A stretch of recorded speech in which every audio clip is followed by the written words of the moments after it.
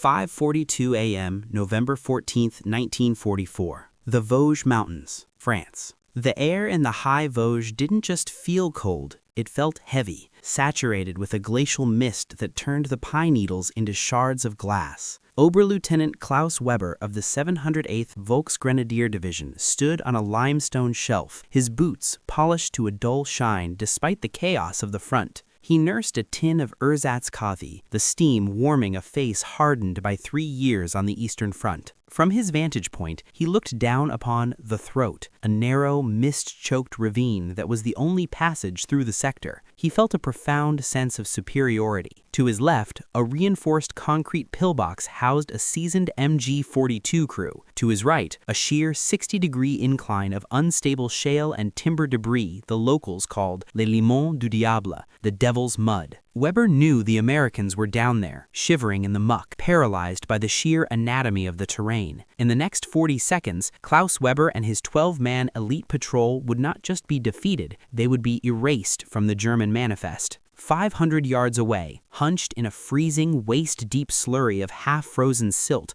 was Private Silas Thorne. While the German officers stood tall in their dry bunkers, Thorne was becoming one with the earth, his uniform soaked through with the foul-smelling runoff of the mountain. He wasn't holding a rifle, he was holding a length of frayed hemp rope and a rusted iron bucket. The event about to unfold would flip Army doctrine on its head. It was a maneuver explicitly forbidden by High Command, a suicide play that ignored every tactical manual ever printed at West Point. Before the draft board called his name, Silas Thorne was a ghost in the canopy of the Pacific Northwest. He was a high-lead rigger from the coastal timber stands of Oregon, a man who spent his days 200 feet in the air, dancing on the edge of a terminal fall. His office was the redwood forest. His tools were steel cables, heavy pulleys, and the terrifying math of dead-weight tension. In the Cascades, Thorne learned to move 10-ton Douglas fir logs across impassable ravines using nothing but gravity and a swing spar. He understood that the mountain was a machine. He knew that if you found the key log in a debris jam, you didn't need a saw or dynamite. You just needed a nudge at the right anatomy of the slope. When he enlisted, his instructors at Fort Benning were baffled. Thorne struggled with the rigid, synchronized movements of the parade ground and the official way to dig a foxhole. They saw a quiet, unassuming woodsman who seemed perpetually distracted. They didn't realize that while they were teaching him how to clean an M1 Garand, Thorne was busy calculating the load-bearing capacity of the barracks' roof trusses and the drainage angles of the trench lines. He didn't think in terms of sectors of fire. He thought in angles of repose and kinetic energy. The tactical problem was a meat grinder known as the Throat. The German position was a masterpiece of defensive engineering, deemed untouchable by standard army reconnaissance. For 3 days, the American advance had ground to a halt against this limestone wall. Every time a squad moved into the ravine, Weber's MG-42s opened up, the bullets ricocheting off the rocks to create a storm of lethal splinters. The cost of adhering to official methods was recorded in a mounting pile of dog tags. Corporal Leo Miller, 22, from Dayton, Ohio, a star athlete who died clutching a muddy locket containing a photo of his 6-year-old daughter. She would keep his last letter, the one where he promised to be home for Christmas, in her bedside drawer for the next 60 years.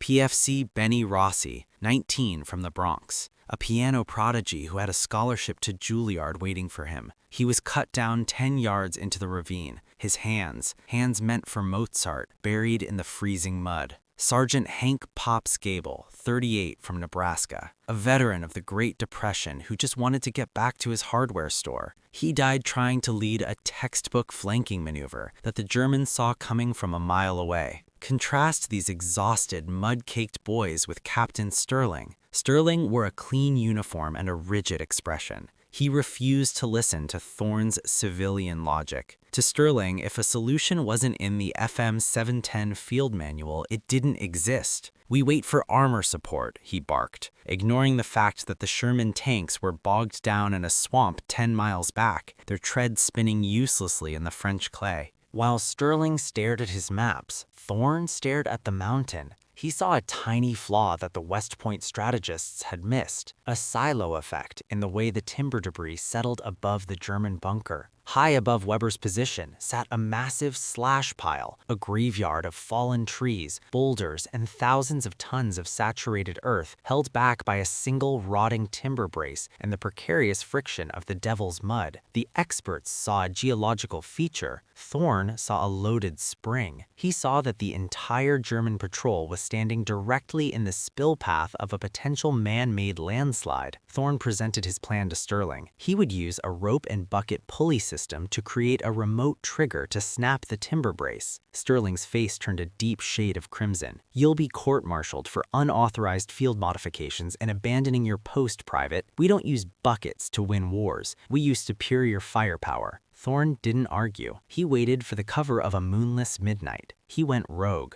He crawled into the graveyard zone with zero support, carrying 300 feet of scavenged hemp rope, a rusted pulley taken from a wrecked Willys Jeep, and a heavy iron bucket he had filled with wet, dense clay. The sensory details of that night were etched into Thorne's mind. The smell of fermented pine and wet wool filled his lungs. The mud sucked to his boots with a wet, rhythmic thud, like a living thing trying to pull him into the dark. He reached the key log 30 feet above the German position. He worked in total silence, his fingers blue and trembling. He rigged the pulley to a sturdy larch tree, looping the rope through. One end was tied to the rotting timber brace. The other was attached to the heavy bucket, which hung precariously over a branch, held in place by a single trigger knot he learned in the Oregon camps. The technical precision. Angle of the slope, 52 degrees downward. Weight of the debris, estimated 40 to 60 tons. Distance to the German bunker, 45 yards. The fulcrum, a 14-inch gap between the primary brace and the limestone shelf. Thorne retreated to a ditch 400 yards away, the rope lead in his hand. He waited for the dawn. At 05:42, he saw Weber step out to finish his coffee. The 12-man patrol began their morning inspection, laughing and pointing at the American lines. Thorne exhaled halfway, held it, and didn't squeeze a trigger. He gave the rope a sharp, rhythmic snap. The bucket dropped. The pulley shrieked once, a high metallic scream that cut through the mist. The brace groaned, splintered, and gave way with a sound like a lightning strike. The mountain didn't just fall, it liquidated. A wall of shale, timber, and freezing mud roared downward with the terrifying sound of a freight train. Klaus Weber didn't have time to look up. The concrete pillbox was sheared off its foundation like a cardboard box. In 6 seconds, the 12-man patrol was gone, buried under 20 feet of the very earth they thought protected them. The throat was clear. Thorne's improvised engineering had neutralized the sector's biggest threat without a single American bullet being fired. He had saved the lives of the remaining 40 men in his company. In the weeks that followed, the Army's engineering and fortification manuals were quietly updated. They began to include chapters on topographical exploitation and kinetic debris management. They called it a strategic innovation of the High Command. Silas Thorne's name appeared in no official record. He was never decorated for the rope and bucket maneuver. In fact, Captain Sterling made sure his insubordination was noted in his file, though the court-martial was conveniently forgotten once the ravine was captured. When the war ended in 1945, Thorne didn't stick around for the victory parades or the medals. He went back to the Oregon woods. He went back to the high lead riggings and the quiet, lonely math of the forest. He never told his neighbors why he couldn't stand the sound of falling rain or why he refused to look at the mountains on a misty morning. He didn't need the credit. He had cows to milk and timber to move. If you found this story compelling, please like this video. Subscribe to stay connected with these untold histories.